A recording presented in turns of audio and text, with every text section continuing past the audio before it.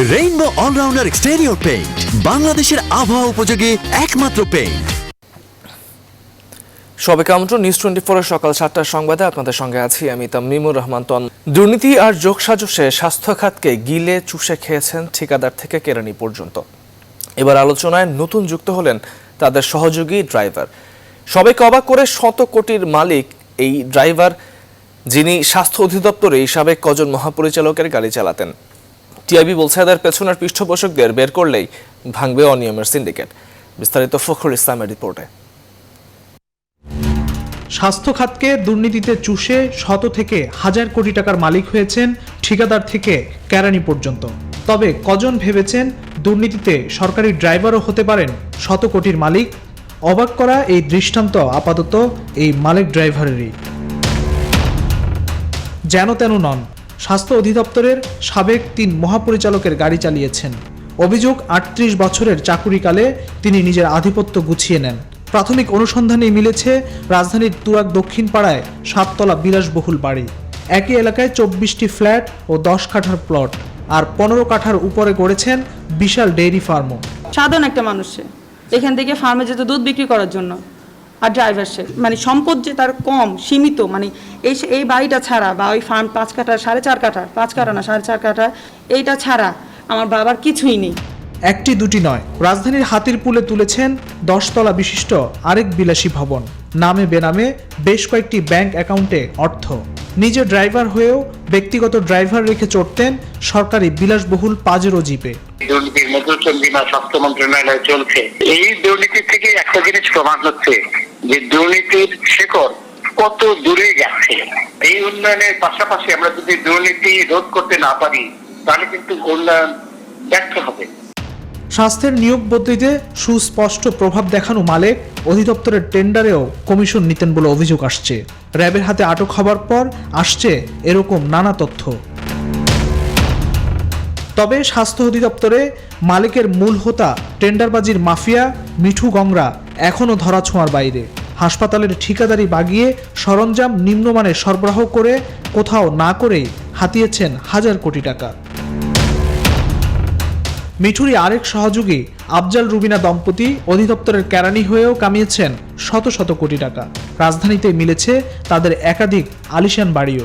প্রত্যক্ষভাবে আজকে মালিক বা আফজালের বিচার করা, জবাবদিহিতা নিশ্চিত করা যেরকম অপরিহার্য, একই সাথে এদেরকে যারা সুযোগ করে দিয়েছেন তাদের পেছনে যারা রাঘব বোয়াল, রুই কাতলা, তাদেরকেও জবাবদিহিতার মধ্যে আনতে হবে। তাহলেই দুর্নীতি নিয়ন্ত্রিত হবে। অন্যথায় দুর্নীতি যেভাবে চলছে সেটি আরও বিকশিত হওয়ার ঝুঁকি রয়েছে। সাধারণ মানুষের স্বাস্থ্য অধিকার নিশ্চিতে এই খাতে দুর্নীতির দুষ্টচক্র ভাঙার বিকল্প নেই বলছেন বিশ্লেষকরা। ফখরুল ইসলাম, নিউজ 24, ঢাকা। করোনা পরবর্তী অর্থনীতিতে দেশি বিদেশি বিনিয়োগ আকর্ষণে শিগগিরই নতুন প্যাকেজ ঘোষণা করা হবে বলে জানিয়েছে বিনিয়োগ উন্নয়ন কর্তৃপক্ষ বিডা। প্রধানমন্ত্রীর নির্দেশনা অনুযায়ী বিনিয়োগের বাধা চিহ্নিত করে তার সমাধানে সমন্বিতভাবে কাজ করা হচ্ছে বলেও জানিয়েছেন বিডা নির্বাহী চেয়ারম্যান মোহাম্মদ সিরাজুল ইসলাম। করোনা পরবর্তী অর্থনীতি গতিশীল করতে বিনিয়োগের প্রতিবন্ধকতা দূর করে অর্থনৈতিক অঞ্চলগুলো দ্রুত বাস্তবায়নের তাগিদ দিয়েছেন ব্যবসায়ী ও বিনিয়োগকারীরা। বাবু কামরুজ্জামান জানাচ্ছেন বিস্তারিত। জাতিসংঘের বাণিজ্য উন্নয়ন সংস্থা আংটারের পূর্বাভাস বলছে করোনা মহামারীর কারণে এবছর বিশ্বব্যাপী বিনিয়োগ কমে যেতে পারে 40%। তারপরও করোনা পরবর্তী বিদেশি বিনিয়োগ আকর্ষণে বড় প্রস্তুতি ও প্রতিযোগিতায় থেমে নেই প্রতিবেশী ভারত, ভিয়েতনাম ও ইন্দোনেশিয়ার মতো প্রতিযোগী দেশগুলো। এক্ষেত্রে বড় চ্যালেঞ্জের মুখে বাংলাদেশ। বিদেশি বিনিয়োগ আকর্ষণ এবং দেশে বিনিয়োগের বাধা দূর করতে গত মাসে ব্যবসায়ী বাস্তবায়নকারী সংস্থা বিডা সহ বিভিন্ন স্টেকহোল্ডারদের সাথে বিশেষ বৈঠক হয় প্রধানমন্ত্রী কার্যালয়ে, যেখানে প্রধানমন্ত্রী শেখ হাসিনাও নির্দেশনা দেন বিনিয়োগের বাধা কাটিয়ে উঠতে জোরালো প্রস্তুতি নেয়ার। বিনিয়োগ উন্নয়ন কর্তৃপক্ষ বিডা বলছে বিনিয়োগে গতি বাড়াতে খুব শিগগিরই প্রধানমন্ত্রীর নির্দেশনা অনুযায়ী ঘোষণা আসছে বিশেষ প্যাকেজের। আমাদের প্রতিযোগী যে সকল দেশ আছে ওই সকল দেশ যে ধরনের ইনসেনটিভ দেয় আমাদেরকে ওই ধরনের ইনসেনটিভ দিতে হবে। প্রধানমন্ত্রীর কার্যালয় কাজ করছে এবং একটি ইনসেনটিভ প্যাকেজ তৈরি করার প্রস্তুতি চলছে আসলে। বেজার হিসেবে অর্থনৈতিক অঞ্চলে এখন পর্যন্ত বিনিয়োগ প্রস্তাব এসেছে প্রায় $22 বিলিয়ন, যেখানে বেসরকারি খাতের বিনিয়োগ প্রস্তাব $3 বিলিয়ন কিছু বেশি। তবে গত এক বছর ধরে জমির ইজারা মূল্যের ওপর 15% ভ্যাট জারি করায় অর্থনৈতিক অঞ্চলে বিনিয়োগ ও কর্মসংস্থান বাধাগ্রস্ত হবে বলে মনে করেন ব্যবসায়ী নেতারা, যা সমাধানের অপেক্ষায় বিনিয়োগকারীরা। Consistency of policy is very important. Investment করার ক্ষেত্রে নতুন করে জমি রেজিস্ট্রেশনের ক্ষেত্রে 15% ভ্যাট ধরা হয়েছে। তো এই বিষয়গুলোকে আমরা মনে করি যে এই মুহূর্তের জন্য এটি সঠিক হবে না। আমি মাননীয় প্রধানমন্ত্রীর গোচর এটি নিয়েছি এবং বলেছি যেন এটি প্রেডিক্টেবল হয়, অর্থাৎ একটা পলিসি করলে পরে এটি সবাই জানবে এবং এটা নির্দিষ্ট মেয়াদ পর্যন্ত এটি যেন থাকে। বিদেশি বিনিয়োগ টানতে প্রধানমন্ত্রী কার্যালয়ে বৈঠকের পর প্রতিযোগী দেশের সাথে তাল মিলিয়ে নীতি কাঠামো বাস্তবায়ন এবং বিনিয়োগ পরিবেশের উন্নয়নে সরকার নানামুখী উদ্যোগ নিচ্ছে বলে জানিয়েছে শিল্প ও বাণিজ্য মন্ত্রণালয়। আমরা বিনিয়োগ আকর্ষণ করতে চাই, সেটা হচ্ছে মুদ্রা কথা, কিন্তু এর জন্য যে ছোটখাটো ঝামেলাগুলো আছে সেইটা আমরা শর্ট আউট করবো, সেটা থেকে বেরিয়ে আসবো যাতে করে আমরা বিদেশি ইনভেস্টমেন্টকে আকৃষ্ট করতে পারি। শুধুমাত্র শিল্প মন্ত্রণালয় প্রায় 50টি এমইউ এবং কন্ট্রাক্ট সাইন করছে, যেগুলো এবছরই বিনিয়োগে যাবে। এটা ডাইরেক্ট এফডিআই। দেশে বিনিয়োগ আকর্ষণের অন্যতম কেন্দ্রবিন্দু বিশেষ অর্থনৈতিক অঞ্চল, যার বাস্তবায়ন হলে বছরে $40 বিলিয়ন রপ্তানি আয়ের স্বপ্ন দেখছে বাংলাদেশ। বাবু কামরুজ্জামান, নিউজ 24, ঢাকা। রাসায়নিক বিস্ফোরণের চরম ঝুঁকিতে চট্টগ্রাম বন্দর ও আশেপাশের এলাকা। যে কোনো সময় বড় ধরনের বিস্ফোরণ সহ অনাকাঙ্ক্ষিত ঘটনা ঘটার আশঙ্কা করছে খোদ চট্টগ্রাম বন্দর কর্তৃপক্ষ।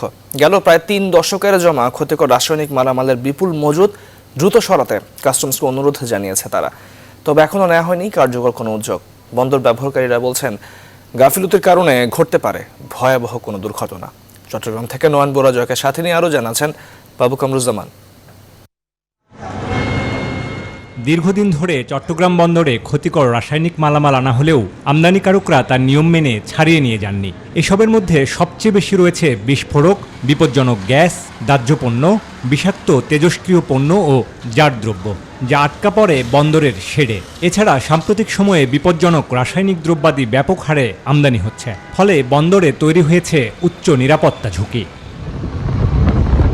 কিছুদিন আগেও বন্দরে এক শেডে ভয়াবহ অগ্নি দুর্ঘটনা ঘটে।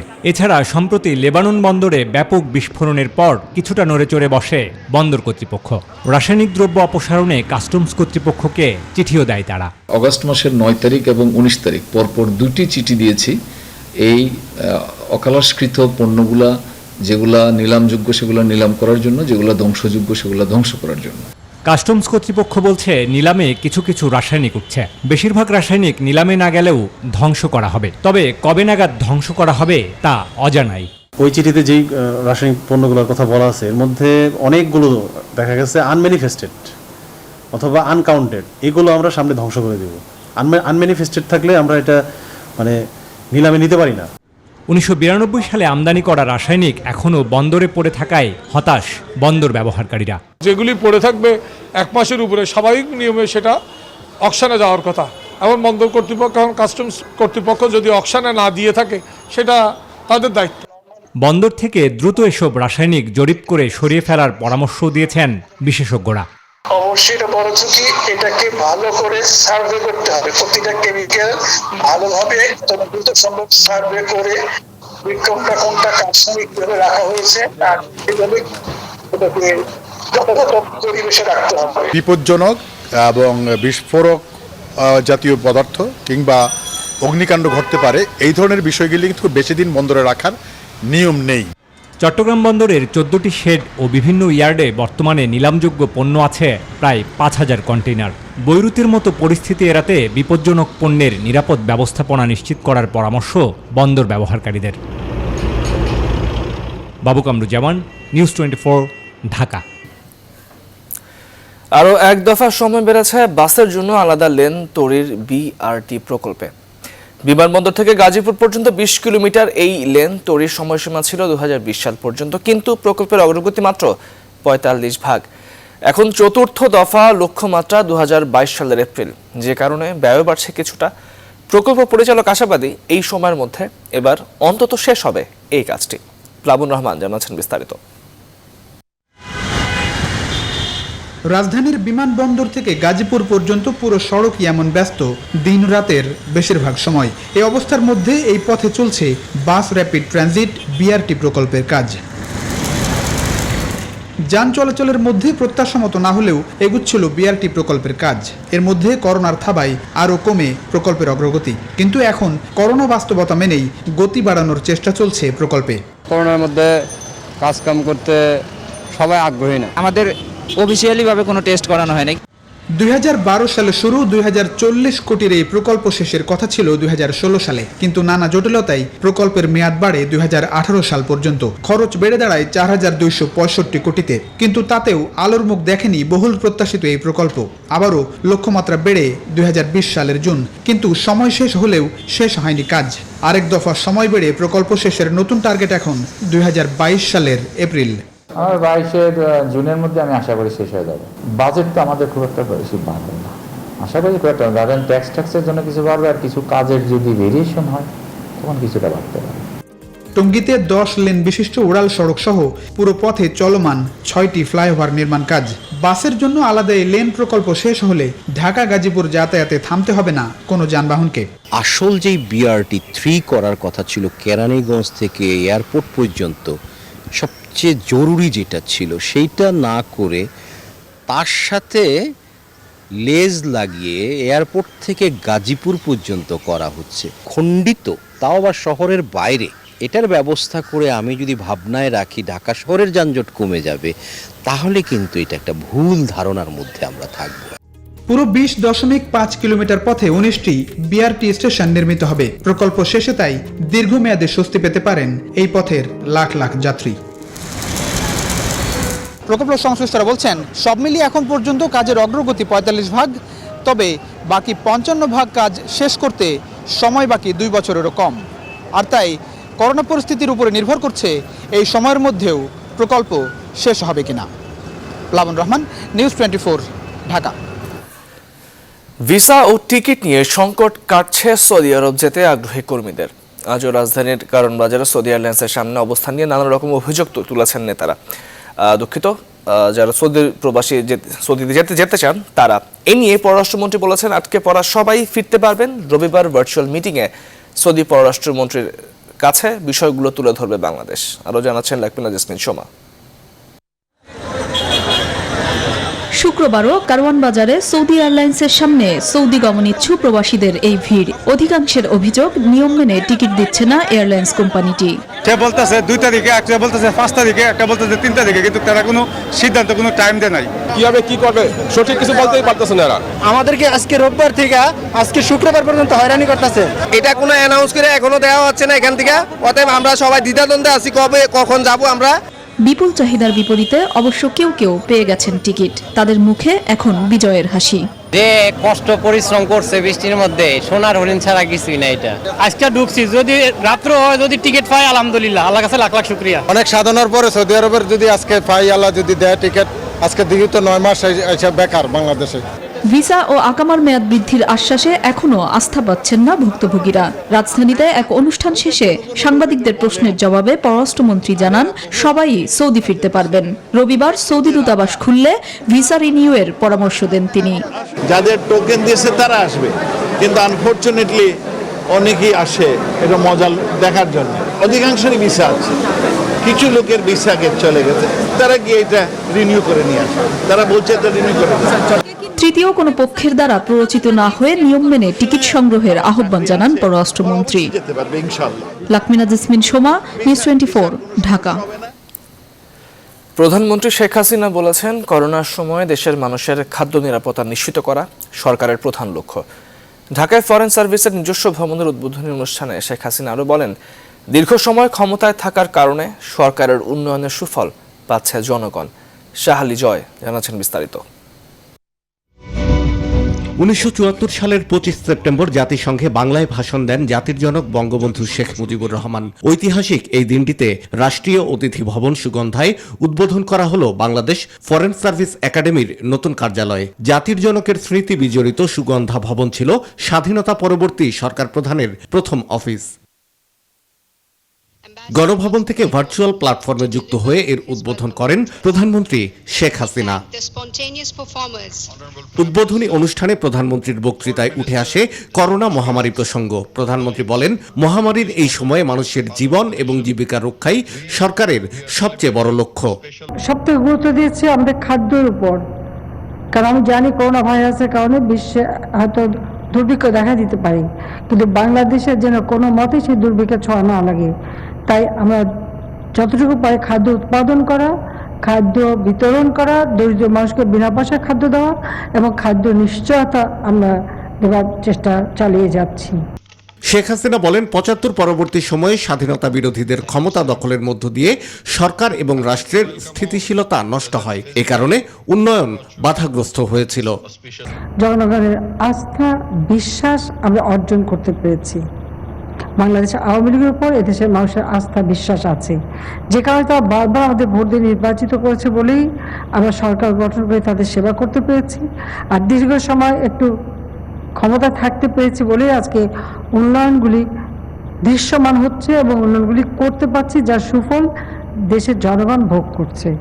কূটনীতিকদের উদ্দেশ্যে প্রধানমন্ত্রী বলেন, বাংলাদেশের কূটনীতি রাজনীতিকে কেন্দ্র করে নয়, বরং তা পরিচালিত হবে অর্থনীতিকে কেন্দ্র করে। শাহ আলী জয়, নিউজ 24, ঢাকা। প্রতি সপ্তাহে পাল্লা দিয়ে বাড়ছে চালের দাম। রাজধানীর বাজারগুলোতে এক সপ্তাহে মিনিকেট চালের দাম বেড়েছে কেজিতে 3 টাকা আর মোটা চাল 2 টাকা। বর্ধিত দামে চাল কিনতে এসে হতাশ ক্রেতারা বলছেন, বাজারে সরবরাহের নজরদারি প্রয়োজন। পেঁয়াজের দাম কিছুটা কমলেও সব সবজির দামই 50 টাকার উপরে। শুক্রবার রাজধানীর বাজার ঘুরে জানাচ্ছেন মাহমুদুল হাসান। শুক্রবার ছুটির দিন, তাই বাজারে বাড়তি ভিড় ক্রেতাদের। বৃষ্টি উপেক্ষা করে কাঁচা বাজারে অনেকে এসেছেন সপ্তাহের বাজার করতে। সবজির দাম নতুন করে না বাড়লেও আগের বর্ধিত দামেই সবজি কিনছেন ক্রেতারা। বর্তমানে বাজারে মূল্য আছে 50, উস্তা আছে 60 টাকা, কাঁকরোল আছে 50 টাকা, পেঁপে সবচেয়ে ভালো কোয়ালিটি 40। সব সবজির দামই অনেক দাম চড়া, খুবই চড়া দামে। গত কয়েক সপ্তাহ ধরেই পাল্লা দিয়ে বেড়েছে পেঁয়াজের দাম। ভারত থেকে পেঁয়াজ রপ্তানি বন্ধ ঘোষণার পরেই অস্থির হয় দেশের বাজার। তবে এ সপ্তাহে পাইকারি বাজারে পেঁয়াজের দাম কমেছে কেজিতে 5 টাকা। তারপরেও ফাঁকাই ছিল দোকানগুলো। ক্রেতা যদি থাকতো তাহলে পেঁয়াজের বাজারটা আরো বাড়তো, কিন্তু পেঁয়াজের বাজার সময় পর্যায়ে আছে বর্তমানে। চায়না, মিশর, পাকিস্তানি পেঁয়াজ আমদানি হচ্ছে, আমদানি হলে বাজার স্বাভাবিক হবে। আইলে যদি একটু দাম কমে সহানুভূতি হয় তাহলে তখন এক পালা নিয়ে যাবো। তবে দাম বৃদ্ধি অব্যাহত রয়েছে চালের বাজারে। ক্রেতাদের অভিযোগ, কারণ ছাড়াই সপ্তাহ অন্তে প্রকারভেদে চালের দাম বেড়েছে কেজিতে 3 থেকে 5 টাকা পর্যন্ত। আর গরিবের খাদ্য মোটা চাল বিক্রি হচ্ছে 50 টাকা কেজিতে। এতে হতাশ সাধারণ ক্রেতারা। কেজি প্রতি প্রায় 4-5 টাকাও বাড়ছে কোনো চালে। যেমন 28 চাল বিক্রি হইতেছে এখন আপনার 48 টাকা। 25 কেজির বস্তা যেটা, সেটা আগে ছিল 1300 টাকা, এখন 1400 টাকা যাচ্ছে। মেল চাতাল যেখানে আছে সেখানে মনিটরিং করতে হবে, যদি চালের দাম কমাইতে হয়। যদি ওদেরকে দমন করতে না পারে তাহলে চালের বাজার কোনো ক্রমে কমানো সম্ভব হবে না। চালের বাজারে নজরদারি বাড়ানো না গেলে সামনের দিনে এমন দাম বৃদ্ধি অব্যাহত থাকবে এমন আশঙ্কা সংশ্লিষ্টদের। মাহমুদুল হাসান, নিউজ 24, ঢাকা। চট্টগ্রামের বিভিন্ন বাজারে বেড়েছে সব ধরনের সবজির দাম। চাল পেঁয়াজের পর সবজির দর বৃদ্ধি পাওয়ায় হতাশ ক্রেতারা। তাদের অভিযোগ, প্রশাসনের নজরদারির অভাবে প্রয়োজনীয় নিত্য পণ্যের দাম বেড়েই চলেছে। বৃষ্টির কারণে বাজারে সবজির সংকটকে দাম চড়ার কারণ হিসেবে দুষছেন পাইকাররা। নয়ন বরাজয়ের তথ্যচিত্রে টেক্সট রিপোর্ট। চট্টগ্রামের বিভিন্ন বাজারে পর্যাপ্ত সবজি থাকার পরও আলু, বেগুন, টমেটো সহ বেড়েছে সব ধরনের সবজির দাম। গেল কয়েকদিন আগে যে বেগুন পাইকারি বাজারে কেজি প্রতি 40 টাকা বিক্রি হয়েছে, বর্তমানে তা বিক্রি হচ্ছে 70 টাকায়। আবার টমেটো বিক্রি হচ্ছে কেজিতে 100 টাকা দরে। 20 টাকা কেজির আলু বর্তমানে বিক্রি হচ্ছে 40 টাকায়। বিক্রেতারা বলছেন, পাইকারি বাজারে বেড়েছে সবজির দাম, আর এর প্রভাব পড়েছে খুচরো বাজারে। ভেন্ডি হয়েছে 40 টাকা, ওস্ত হয়েছে 80 টাকা, তোমার পরল হয়েছে 40 টাকা, খন্ড হয়েছে তোমার সিজন হয়েছে 40 টাকা। পাইকারি বাজারটা ওখানে একটু বেড়ে গেছে, বেড়ে যাওয়ার কারণে আমরা একটু এখানে দাম কিনা বেশি পড়তেছে, সেই জন্য খুচরা বাজারটা একটু বেড়ে গেছে আর কি। বৃষ্টির কারণে বাজারে সবজির সংকটকেই দর বৃদ্ধির কারণ হিসেবে দুষছেন পাইকাররা। ওই পরিমাণে মাল নাই, যার জন্যই রেটটা একটু বাড়ে গেছে। বৃষ্টির কারণে, বন্যার কারণে গাছপালা মরে গেছে, এই জন্য মাল কম, এই জন্য দাম বাড়তি। আর চাল পেঁয়াজের পর সবজির দাম বেড়ে যাওয়ায় এবার ক্ষুব্ধ সাধারণ ক্রেতারা। তাদের অভিযোগ, প্রশাসনের নজরদারির অভাবেই বেড়েই চলেছে সব ধরনের নিত্যপণ্যের দাম। সবজির বাজার মনিটরিং হচ্ছে না, যার কারণে বিক্রেতারা যেমন খুশি তেমন দাম রাখতেছে। সবজি অ্যাভেলেবেল সরবরাহ আছে, কিন্তু দামটা বাড়তি। তবে সবজির বাজার নিয়ন্ত্রণে প্রশাসনের তদারকি বাড়ানোর জোর তাগিদ ভোক্তাদের। Desk report, news 24। সরকারি চাল সংগ্রহ শেষ হতে না হতেই রাজধানীর বাজারে আবারও বেড়েছে চালের দাম। এই অবস্থায় শুক্রবার দুপুরে কৃষি মার্কেট ও কারণ বাজারে চালের আড়তে অভিযান পরিচালনা করেছে জাতীয় ভোক্তা অধিকার সংরক্ষণ অধিদপ্তর। অভিযানে চালের মূল্য বাড়তি এবং মূল্য তালিকা না থাকায় অভিযোগ 18,000 টাকা জরিমানা করে 5 ব্যবসায়ীকে। রাজধানীর বিভিন্ন বাজারে গত 3 দিনের ব্যবধানে খুচরা সব ধরনের চাল কিনতে কেজিতে গড়ে 5 টাকা বেশি গুনেছেন ক্রেতারা। অভিযানে কয়েকটি দোকানে বেশি দামে চাল বিক্রি, মূল্য তালিকায় কম দাম লিখে বিক্রির সময় বেশি দাম রাখা এবং দামের রসিদে কারচুপি সহ স্বাস্থ্যবিধি না মেনে ব্যবসা পরিচালনার প্রমাণ পাওয়া যায়। অসাধু চক্রের কারসাজি রোধে এই অভিযান অব্যাহত থাকার কথা জানান জাতীয় ভোক্তা অধিকার সংরক্ষণ অধিদপ্তর। আমরা কারণ বাজারে জরিমানা করেছি, তারা দেখলাম যে তারা অনেকে মূল্য তালিকা দেয়নি এবং তাদের ক্রয় মূল্যর যে রসিদ প্লাস তারা যে মূল্য নির্ধারণ করেছে সেটা অনেক ফারাক এবং যৌক্তিক না আর কি। তো সেজন্য তাদেরকে আমরা শাস্তির আওতায় এনেছি। প্রধানমন্ত্রীর নির্দেশনা মেনে দুঃসময়ে কর্মীদের প্রাধান্য দিয়ে কমিটি পূর্ণাঙ্গ করতে হবে বলে জানিয়েছেন আওয়ামী লীগের সাধারণ সম্পাদক ওবায়দুল কাদের। শুক্রবার সকালে বঙ্গবন্ধু অ্যাভিনিউয়ে ঢাকা মহানগর ও সহযোগী সংগঠনের সঙ্গে সম্পাদক মণ্ডলীর সভা শেষে কথা বলেন তিনি। এ সময় ওবায়দুল কাদের বলেন, 3রা অক্টোবর কেন্দ্রীয় কার্যনির্বাহী সংসদের সভা আহ্বান করা হয়েছে।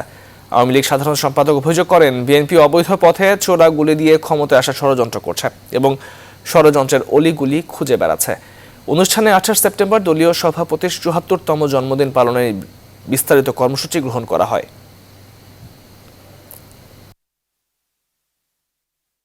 কমিটি জমা দিলেই আমরা সঙ্গে সঙ্গে সে কমিটি নেত্রী অনুমোদন দেবেন, এটা ভাবার কোনো কারণ নেই। কারণ অনেক ঘটনা ঘটেছে, আওয়ামী লীগের পরিচয়ে অনেক বিতর্কিত লোক বিভিন্ন সংগঠনের সুযোগ নিয়েছে, উপকমিটির সে সুযোগ নিয়েছে। এগুলো যাচাই বাছাই করেই আমরা এবার কমিটি ঘোষণা করি। আওয়ামী লীগ সরকার 12.5 বছর সীমাহীন লুটতরাজ, খুন, গুম, ক্রসফায়ার সহ ব্যাপক রাষ্ট্রীয় সন্ত্রাসের দ্বারা দেশকে নরকে পরিণত করেছে বলে অভিযোগ করেছে বিএনপি। দলটির সিনিয়র যুগ্ম মহাসচিব রুহুল কবির রিজভীর দুপুরে নয়াপল্টনে সংবাদ সম্মেলনে এসব কথা বলেন। সম্প্রতি এক নাটকে বিএনপির প্রতিষ্ঠাতা জিয়াউর রহমানের চরিত্রকে বিকৃত করা হয়েছে বলে অভিযোগ করেন এই নেতা। রিজভী আরও বলেন, ভোটারবিহীন নির্বাচনে ক্ষমতায় বসা সরকারের শক্তি আইন রক্ষাকারী বাহিনী, তবে বিএনপি শক্তি তাদের জনগণ। প্রধান নির্বাচন কমিশনের স্বীকার করা মধ্যরাতের নির্বাচনে ক্ষমতায় চেপে বসা এই সরকার কখনোই সুষ্ঠু রাজনীতি ও গণতন্ত্রে বিশ্বাস করে না। সীমাহীন লুটতরাজ, গুম, খুন, ক্রসফায়ার সহ নৈরাজ্য আর ব্যাপক রাষ্ট্রীয় সন্ত্রাসের দ্বারা দেশকে নরকে পরিণত করেছে 12.5 বছর। বিশ্ববিদ্যালয়ের গণ্ডি পেরোনো হয়নি, তবে পৃথিবীর পাঠশালায় তিনি এক সফল ছাত্র। খুব কম বয়সে পেয়েছেন বাংলা একাডেমি পুরস্কার। শিল্প সাহিত্যের সব ক্ষেত্রেই ছাড়িয়ে গেছেন নিজেকে। তাই তো সৃজনশীলতার ক্ষেত্রে স্বরতন্ত্র জায়াজ করা মানায় সৈয়দ শামসুল হকের মুখেই। সব্যসাচী এই লেখকের 4র্থ মৃত্যুবার্ষিকীতে নিউজ 24-এর পক্ষ থেকে শ্রদ্ধাঞ্জলি। সুকন্যা আমিরের প্রতিবেদনে বিস্তারিত। কৈশোরেই ঠিক করেছিলেন ভবিষ্যতের লক্ষ্য। অকপটে বাবাকে জানিয়েছিলেন লেখক হবার স্বপ্ন। কুড়িগ্রামে বেড়ে ওঠা সেই কিশোরের জেদের প্রমাণ মেলে সব্যসাচী নামে। আমার বাবা চেয়েছিলেন ডাক্তার করতে, আমি বলছি না, আমি লেখক হব। বাবা বললেন, তুমি লেখো, তবে একটা শর্ত। বলে, কি শর্ত? বলে, তুমি মানুষের কথা লিখবে, আর লিখবে সবচেয়ে ভালো কলমে, সবচেয়ে ভালো কাগজে। দু হাত ভরে তিনি লিখেছেন কবিতা, গল্প, উপন্যাস, নাটক, প্রবন্ধ ও গান। বাংলা সাহিত্যকে করেছেন সমৃদ্ধ। তাই তো সৃজনশীলতার ক্ষেত্রে স্বৈরতন্ত্র জায়েজ কথাটি কেবল তারই মুখে মানায়। জীবনের একটা ক্ষেত্রে স্বৈর শাসন চলে, সেটা হচ্ছে সৃজনশীল। তিনি মিশেছেন মানুষের সাথে, লিখেছেন মানুষের কথা। নুরুল দিনের সারা জীবন কিংবা পায়ের আওয়াজ পাওয়া যায় নাটকগুলো তারই প্রমাণ। আবার নুরুল দিন একদিন কাল পূর্ণিমায় দেবে না, সাগবাহে কণ্ঠে সবাই। তার প্রথম প্রকাশিত উপন্যাস দেয়ালের দেশ, গণনায়ক ঈর্ষা, নীলদংশন, নিষিদ্ধ লেবানন, বৈশাখে রচিত পংক্তিমালার মতো অজস্র বই আজও রয়েছে পাঠকের হাতে। চলচ্চিত্রের চিত্রনাট্য এবং জনপ্রিয় গানও লিখেছেন সৈয়দ শামসুল হক। মৃত্যুর আগে লন্ডনে চিকিৎসা নিতে গিয়ে এক আড্ডার মাধ্যমে চেয়েছিলেন নিজের সৃষ্টিকর্মের মূল্যায়ন। মৃত্যুর পর একজন বাঙালি হিসেবে বাঙালির মনে বেঁচে থাকতে চায়। 2016 সালের 27 সেপ্টেম্বর জীবনের পাঠ চুকিয়েছেন তিনি। তবুও বাঙালির পরাণের গহীন ভেতরে আজও বাস করেন এই সব্যসাচী। সুকন্যা আমির, নিউজ 24। সকালের পর্যায়ে নিচ্ছি একটি বিরতি, সঙ্গে থাকুন। বিরতির পর স্বাগত আর একবার দেখছেন নিউজ 24 সংবাদ। সিলেট এমসি কলেজের হোস্টেলে এক তরুণীকে গণধর্ষণের অভিযোগ উঠেছে কলেজ ছাত্রলীগের কয়েকজন নেতাকর্মীর বিরুদ্ধে। শুক্রবার রাত 9:30টার দিকে নগরীর বালুচর এলাকায় ঘটনা ঘটে। অভিযুক্ত ছাত্রলীগ কর্মীরা সিলেট জেলা আওয়ামী লীগের সাবেক যুব ও ক্রীড়া বিষয়ক সম্পাদক রঞ্জিত সরকারের অনুসারী বলে জানা গেছে। স্থানীয়রা জানান, শুক্রবার সন্ধ্যায় ওই তরুণী তার স্বামীকে নিয়ে সিলেটের এমসি কলেজ ক্যাম্পাসে ঘুরতে আসেন। রাত 8টার দিকে তরুণীর স্বামী সিগারেট খাওয়ার জন্য কলেজ গেটের বাইরে গেলে কয়েকজন যুবক তরুণীকে জোরপূর্বক তুলে নিয়ে যেতে চান। এতে তরুণীর স্বামী প্রতিবাদ করলে তাকে মারধর করে আহত করেন তারা। এক পর্যায়ে তরুণী ও তার স্বামীকে ছাত্রলীগের নেতাকর্মীরা এমসি কলেজের হোস্টেলে নিয়ে যান এবং 3-4 জন নেতাকর্মী মিলে গণধর্ষণ করেন। খবর পেয়ে পুলিশ ঘটনাস্থলে আসে।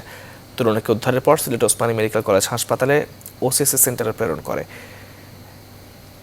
এসএমপির উপ পুলিশ কমিশনার মোহাম্মদ সোহেল রেজা জানান, রাত 9টার দিকে 3-4 জন মিলে এমসি কলেজ গেট থেকে তরুণীকে ধরে নিয়ে যায়। এ সময় তার স্বামী বাধা দিলে তাকেও মারধর করে তারা।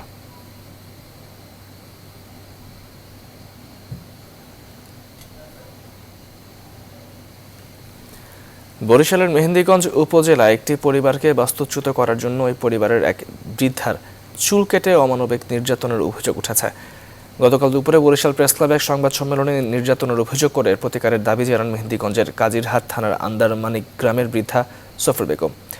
এই সময় তিনি বলেন, ওই এলাকায় জৈনক সেকান্দার আলী হাওলাদারের কাছ থেকে 40,000 টাকায় 18% জমি কিনে বাড়ি নির্মাণ করে বসবাস করে আসছেন তিনি। সম্প্রতি সেকান্দারের জমি বাবদ আরও 2 লাখ টাকা দাবি করেন। এ নিয়ে বিরোধ সৃষ্টি হলে গত 15 জুলাই বৃদ্ধা সফরের উপর নির্মম নির্যাতন চালানো হয়, তার চুল কেটে এবং কুপিয়ে আহত করা হয়। এই বিষয়ে যথাযথ আইনগত ব্যবস্থা নেওয়া হবে বলে জানিয়েছে অতিরিক্ত পুলিশ সুপার নাইমুল হক।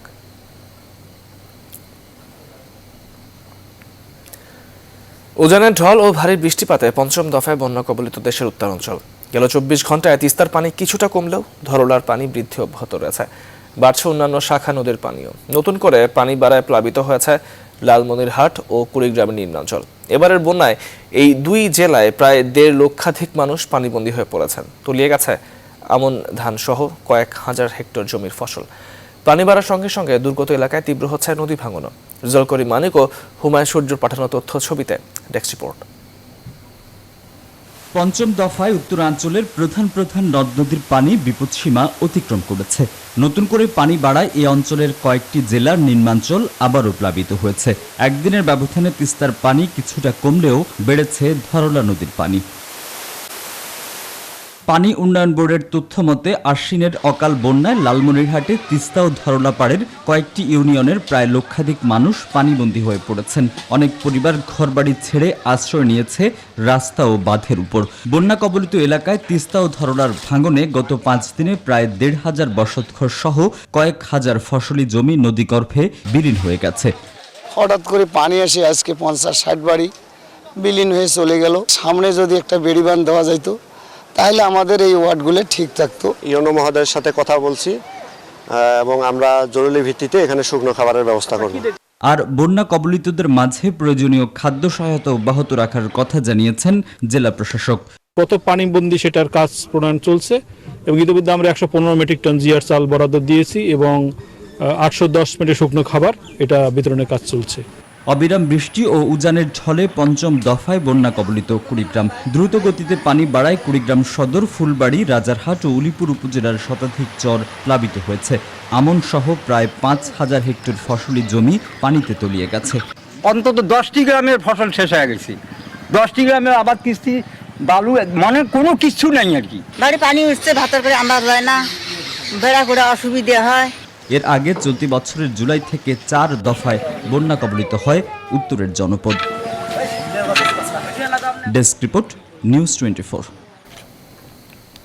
সৌদি আরবে সেরা 3 জাতের খেজুর উৎপাদন করে দৃষ্টান্ত স্থাপন করেছেন বরিশালের উজিরপুরের প্রবাসী আল মামুন।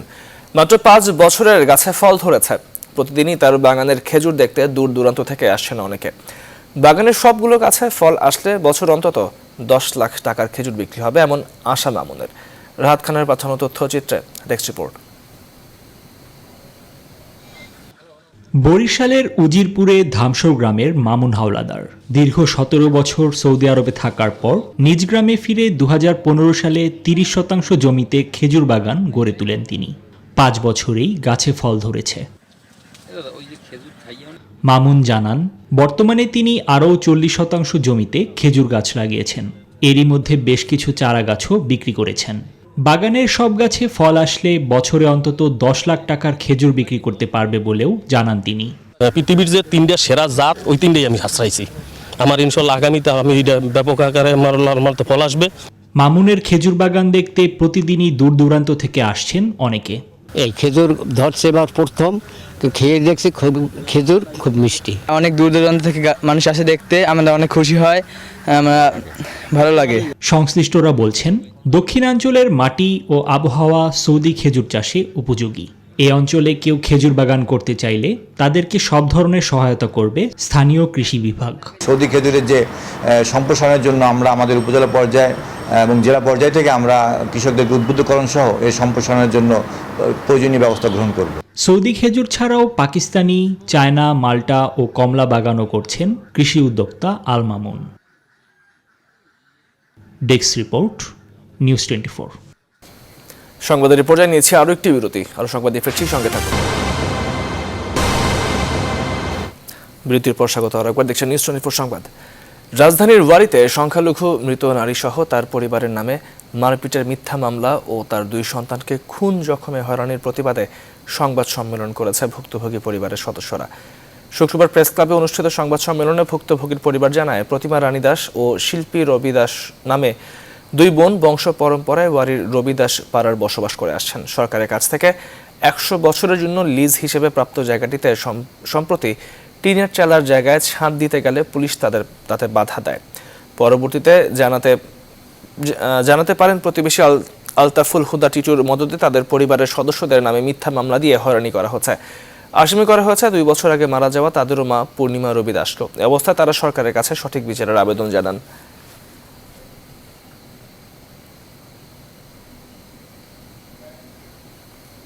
এবারে নিউজ 24 প্রবাসের খবর।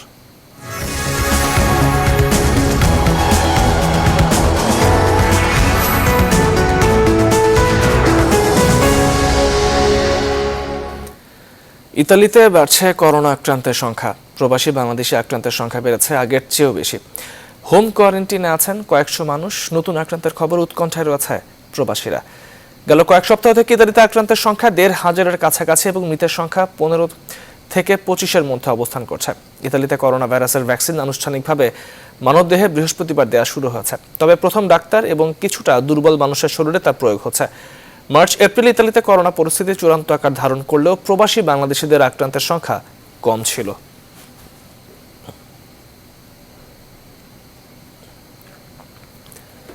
জার্মানির বার্লিনে বাংলাদেশের নতুন রাষ্ট্রদূত মোশাররফ হোসেন ভূঁইয়া যোগদান করেছেন। এ সময় প্রবাসী বাংলাদেশিরা তাকে স্বাগত জানান।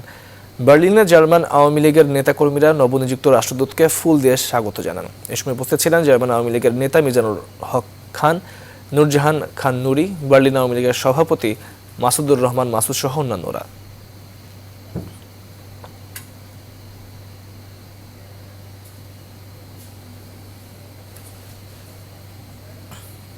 এবারে মার্কিন নির্বাচন খবর।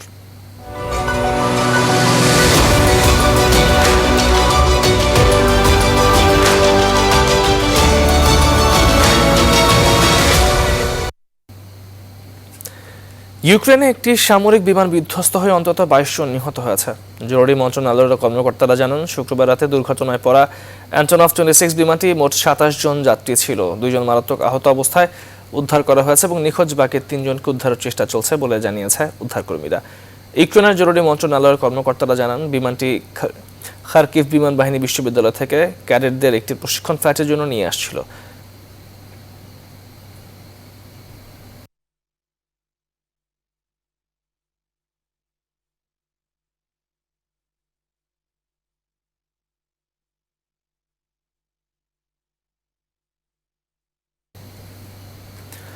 আগামী বছরই ব্যাপক হারে টিকা সরবরাহ করা হবে বলে দাবি সিনোভ্যাকের। একই সঙ্গে সেপ্টেম্বরের শুরুতে রাশিয়া চালানো ভ্যাকসিনের ট্রায়ালের ভালো ফল এসেছে বলে দাবি করেছে চীনের আরেক কোম্পানি ক্যানসিনো বায়োলজিস।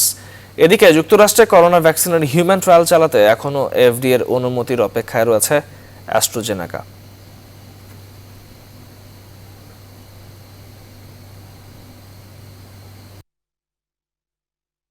শুরুর দিকে ব্যাপক হারে সরবরাহ করা হবে। চীনা ফার্মাসিউটিক্যালস ফার্ম সিনোভ্যাক বায়োটেকের প্রেসিডেন্ট ইন ওয়েডং বৃহস্পতিবার একথা জানান। করোনা ভ্যাক নামের এই টিকাটি বছরে 30 কোটি ডোজ তৈরির সক্ষমতা সিনোভ্যাকের রয়েছে বলে জানিয়েছেন তিনি। এদিকে রাশিয়ার মস্কোয় চীনা করোনা টিকার বড় আকারে চালানো ক্লিনিক্যাল ট্রায়ালে স্বেচ্ছাসেবীদের মাঝে কোনো পার্শ্ব প্রতিক্রিয়া দেখা যায়নি। সেপ্টেম্বরের শুরুতে চালানো পরীক্ষার ফল ভালো আসায় রুশ সরকার তৃতীয় ধাপের পরীক্ষার অনুমতি দিয়েছে বলে জানিয়েছে চীনা টিকা প্রস্তুতকারক প্রতিষ্ঠান ক্যানসিনো বায়োলজিক্স। চলতি মাসের শুরুতে অক্সফোর্ড ও অ্যাস্ট্রাজেনেকার ভ্যাকসিন ট্রায়ালের তৃতীয় ধাপে এক স্বেচ্ছাসেবী অসুস্থ হয়ে পড়ায় সাময়িকভাবে টিকা পরীক্ষা স্থগিত হয়, কিন্তু পুনরায় আবার বিশ্বের বিভিন্ন প্রান্তে ট্রায়াল শুরু হলেও এখনও অনুমতি দেয়নি যুক্তরাষ্ট্র। নিয়ন্ত্রণ প্রতিষ্ঠান এফডিএ এর অনুমতির অপেক্ষায় রয়েছে অ্যাস্ট্রাজেনেকা। এই অবস্থায় ফেডারেল সরকার কোনো ধরনের করোনা ভ্যাকসিনের অনুমোদন না দিলেও নিউ ইয়র্কে সম্পূর্ণ আলাদাভাবে তা পুনর্বিবেচনা করা হবে বলে জানিয়েছেন অঙ্গরাজ্যটির গভর্নর অ্যান্ড্রু কুমো।